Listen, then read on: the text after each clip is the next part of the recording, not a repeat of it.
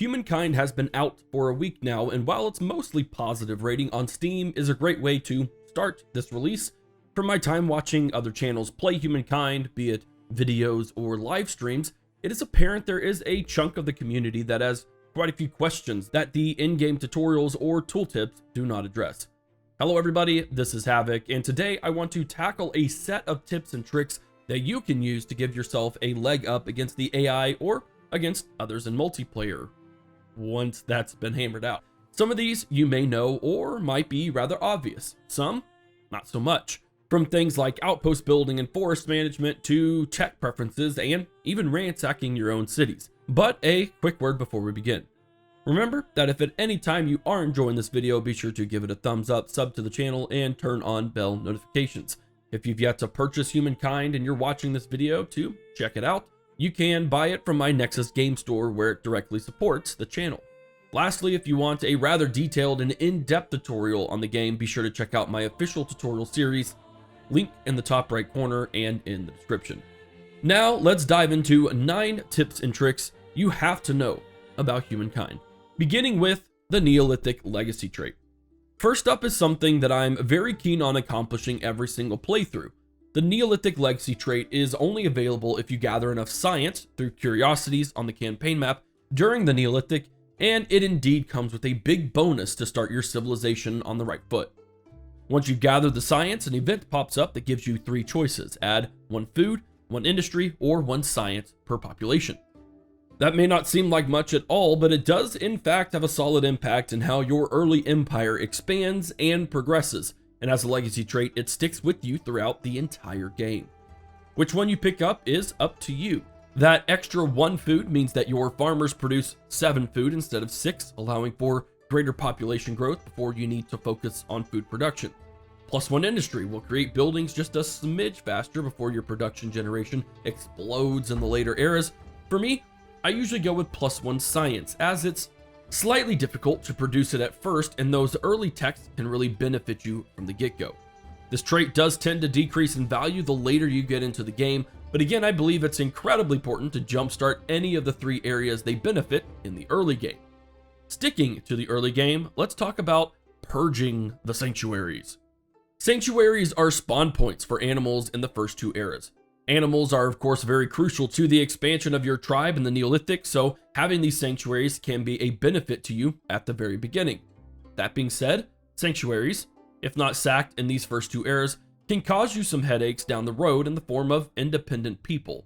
These independent people aren't all bad, as you can influence them, hire their armies, woo them into eventually integrating into your empire. But overall, they're more of an encumbrance than an effective mechanic to utilize. So how do you prevent this from happening? Well, by sacking, of course.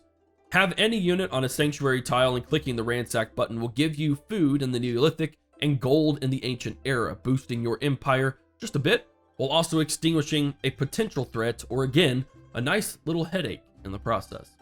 Believe me, your empire will thank you, but not as much as it will thank you for expanding early while you can. This may be one of the more obvious ones, but expanding as early as possible is going to be the most beneficial thing to do in the Neolithic and even in the early ancient era.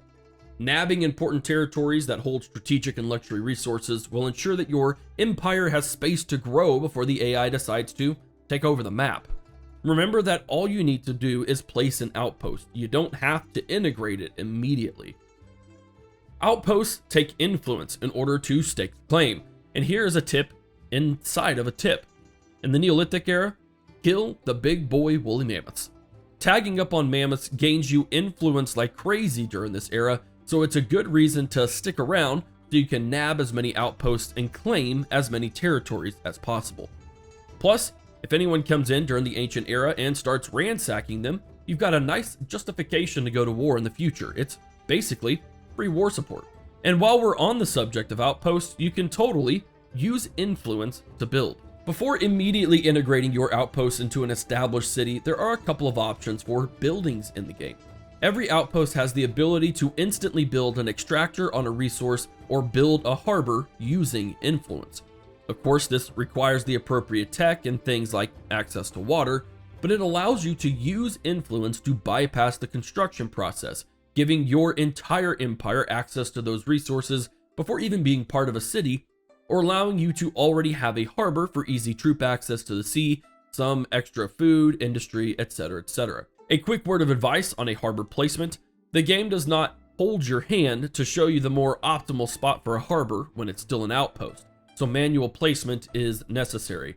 Not sure where to place that harbor? Look for a tile that is surrounded by coastal waters, preferably 2 tiles out on all sides. That will be the best spot. Now that you've mastered these outposts, let's take a look at tech focus, constructibles, and district enhancements. When it comes down to what technologies I choose to research, my progression usually involves enhancements, constructibles, and districts. You need districts to give your population jobs, which in turn generates your food, industry, money, and science. Constructibles have a handy job of extracting these without ever needing a district, or by making those districts much more powerful, on top of occasionally producing more jobs as well. There are several techs that enhance certain exploitable terrain tiles, like hydrology's water mill and reservoirs that boost industry and food on an exploited river tile, or stoneworks giving you extra industry for more rocky terrain. Crop rotation produces more food on tiles already producing food, and many techs allow you to build synergies of the same district, such as the school, which boosts science if there are already science quarters adjacent to each other. The goal here is to make every exploitable tile, district, and pop the most efficient it can be, so that when you gain any extra of these 3, it boosts your empire up that much more. So choose your techs wisely, my young Padawan. Speaking of choices, you should really look into deforestation, the early industry meta. While I'm definitely not for cutting down massive swaths of forest in real life, in Humankind it is 100% beneficial to do so, in the right circumstances. You can do this by having an army on a woodland tile and clicking on Clear Forest. Cutting down any type of woodland will gain you 20 industry straight up to the city in whose territory you cut down said trees. If you've got a lot of woodland tiles, this can be a very lucrative industry deal, reducing construction times and therefore gaining you some advantage in that city. There are a couple of important caveats before you just go rampaging in and cutting down everything in sight. First, if in your own territory, make sure it's a tile you don't plan on exploiting. If a constructible or district can use that woodland tile, then don't cut it down. If your admin center is on one side of the territory and there's a whole bunch of woods on the other side though, to quote Saruman, "Rip them all down." The other caveat has more consequence. The more you clear your forests, the greater the potential for the later era mechanic of pollution to take hold. Pollution can cause stability issues and reduce the output of a city's resources in a game, so it's not a great idea to have a lot of it. With a lot less trees around thanks to your deforestation efforts earlier in the game, you're now in a wee bit of trouble. But fear not, you can combat this starting at the very end of the medieval era with guilds, which allows you to build new forests, thereby reducing the pollution potential, albeit slowly. Of course, you could always plant a forest, then turn right around and cut it down for production again, which suppose could be a valid strategy if that's what you're into. But one strategy I'm really into is optimizing garrisons for stability. Stability is essentially the public order of your cities. Dip down too far and your cities rebel and your empire is broken. Most every district you build reduces your stability, along with integrating more territories. However, there is a way to keep your cities wonderfully stable while also protecting them, and that's with garrisons. Garrisons start with 5 stability right off the start, so they are a good early game strategy to boost that public order, but it's not sustainable to build tons of garrisons at 5 stability each to keep an unruly city under control. This is where some cheeky optimization comes into play. From the tech side, the City Watch Constructible boosts stability by 5 on garrisons early on, bringing it up to 10. Police Force in the Industrial Era boosts stability on a garrison by 10 more, bringing that up to 20. Not enough? How about the Tier 2 Tenant Raise Monuments, gaining you another 5 stability on a garrison, or perhaps the Paid Wages Civic, tacking on another 5 stability on top of that. A fully optimized garrison district has the potential to net you 30 stability per garrison. That's an additional 3 districts if you so please, or almost the full stability cost of integrating another territory. You should definitely spend some time investing in garrisons for the health of your empire. And while garrisons can be a line of defense against enemies sacking your cities, nothing can stop you from sacking your own cities. Yes, you can indeed sack your own cities, but why in the world would you want to do so? Well, there are a couple of quick reasons as to that justification. Remember those independent people from earlier? Well, let's just say you didn't purge the sanctuaries and now you're inundated with independents. If you integrate them, they become their own city. If you conquer them, it also becomes a city. But you don't want that city. Either you're over the cap or it's just inconvenient. This, my friends, is a reason to sack your own city. Using the exact same method of ransacking anything else, you can wipe the city off the map, opening up the territory to be claimed as an outpost and then eventually integrated into one of your own cities. Ransacking your own cities can apply to regions you conquer from the AI as well. Currently, there doesn't seem to be any penalty for doing so, so I recommend reshaping your boundaries and cities as you see fit using ransacking.